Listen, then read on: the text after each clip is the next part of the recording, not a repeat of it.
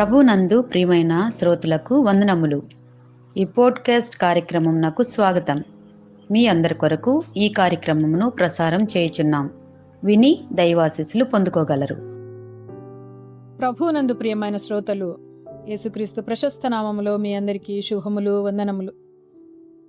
ఈనాటి మన ధ్యానాంశము Samaritan woman known fully loved completely. సమరయ స్త్రీ పూర్తిగా ఎరుగబడినది, సంపూర్ణంగా ప్రేమించబడినది.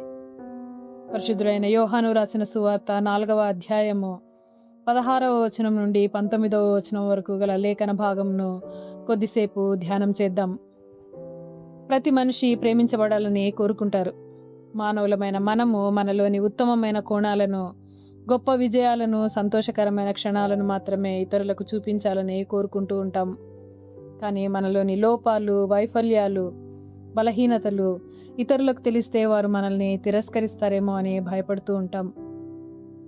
2000 సంవత్సరముల క్రితము ఒక స్త్రీ సరిగ్గా ఇదే భయంతో మధ్యాహ్నపు ఎండలో నీళ్ల కొరకు బావి దగ్గరికి రావటానికి గల కారణము తన గ్రామంలోని ప్రజల అవహేళన చూపుల నుండి, గుసగుసల నుండి తప్పించుకోవటానికి ఆమె ఆ సమయాన్ని ఎంచుకొనింది.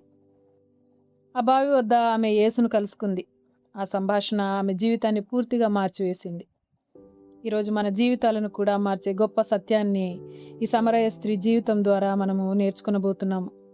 అదేంటంటే, యేసు మన గురించి పూర్తిగా ఎరిగి ఉన్నారు, అయినా మనలను సంపూర్ణంగా ప్రేమిస్తూ ఉన్నారు అని.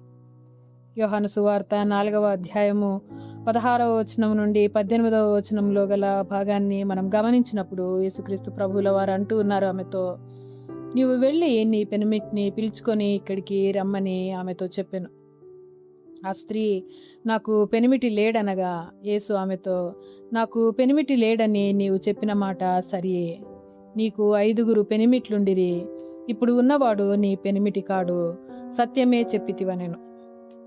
యేసు ఆమె గత వివాహాల గురించి, ప్రస్తుత పరిస్థితి గురించి చెప్పినప్పుడు ఆమె ఆశ్చర్యపోయింది. ఎందుకంటే తన జీవితంలోని రహస్యమైన అవమానాన్ని, విచ్ఛిన్నమైన బంధాలను గురించి ఒక అపరిచిత వ్యక్తి మాట్లాడటము ఆమెకు ఆశ్చర్యాన్ని కలిగించి ఉంటుంది. యేసు ఆమెను అవమానించటానికో, తీర్పు తీర్చటానికో అలా చేయలేదు. ఆయన ఆమె బాహ్య రూపాన్ని మాత్రమే చూడలేదు, ఆమె హృదయాన్ని చూశారు. దావీదు భక్తుడు ఇలా అంటూ ఉన్నాడు, యెహోవా, నీవు నన్ను పరిశోధించి తెలుసుకుని ఉన్నావు అని 139వ కీర్తన 1వ వచనంలో మనం చూస్తాం. దేవుని దగ్గర దాచబడినది ఏదీ లేదు. మన ఆలోచనలు, మన ఉద్దేశాలు, మన పోరాటాలు, మన పాపాలు, మన హృదయ గాయాలు ఏవైనా సరే ఆయన దగ్గర దాచబడలేదు. ఉదాహరణకు, మనము డాక్టర్ దగ్గరికి వెళ్ళి మనకు తగిలిన గాయాన్ని చూపించకుండా మనకు సహాయం చేయమని అడిగితే వారు మనకు సహాయం చేయలేరు. కానీ ఆ గాయాన్ని నయం చేయటానికి, స్వస్థత కలగటానికి డాక్టర్ ఆ గాయాన్ని మొదట చూడాలి.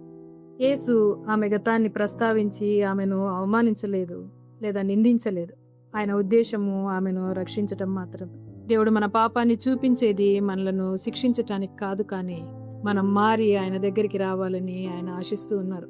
యోహాను సువార్త 3వ అధ్యాయము 17వ వచనంలో ఈ విధంగా వ్రాయబడి ఉంది, లోకము తన కుమారుని ద్వారా రక్షణ పొందుటకే కానీ లోకమునకు తీర్పు తీర్చుటకు దేవుడు ఆయనను లోకంలోనికి పంపలేదు అని. ఆ సమరయ స్త్రీ జీవితమంతా సంబంధాలలో సంతృప్తిని వెతికింది, కానీ ఆమె ఇంకా దాహంగానే ఉంది. యేసు ఆమెకు అసలు అవసరము మరొక సంబంధం కాదు, దేవునితో సంబంధం అని తెలియజేశాడు. సమాజము ఆమెను తక్కువగా చూసింది, కానీ యేసు ఆమెను కరుణతో, ప్రేమతో చూశారు. పౌలు భక్తుడు రోమీలకు రాస్తూ 5వ అధ్యాయము 8వ వచనంలో ఇలా అంటూ ఉన్నాడు, మనం ఇంకను పాపులమై ఉండగానే క్రీస్తు మన కొరకు చనిపోయెను.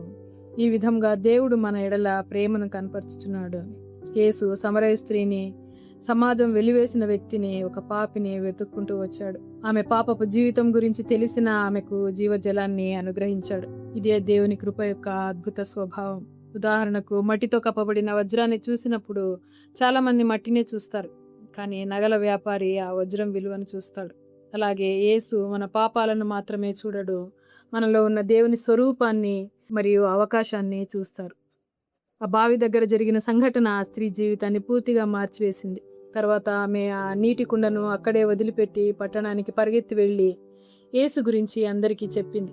ప్రజలను తప్పించుకొని తిరిగిన ఆమె యేసుకు సాక్షిగా మారింది. ఎందుకంటే ఆమె ఒక గొప్ప సత్యాన్ని తెలుసుకుంది. అదేంటంటే దేవుని చేత నేను పూర్తిగా ఎరుగబడిన దాన్ని, అయినప్పటికీ సంపూర్ణంగా ప్రేమింపబడిన దాన్ని అని.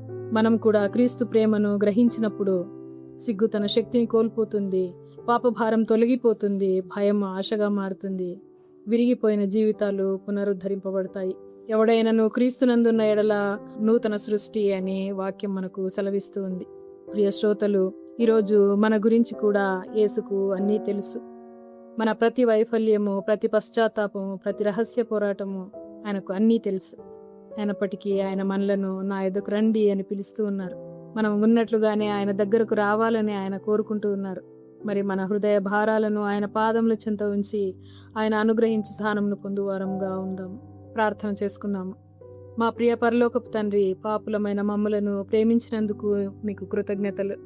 మా పాపములను, మా బలహీనతలను నీ సన్నిధిలో ఒప్పుకొని నీ క్షమాపణను పొందే కృపను మాకు దయచేయం.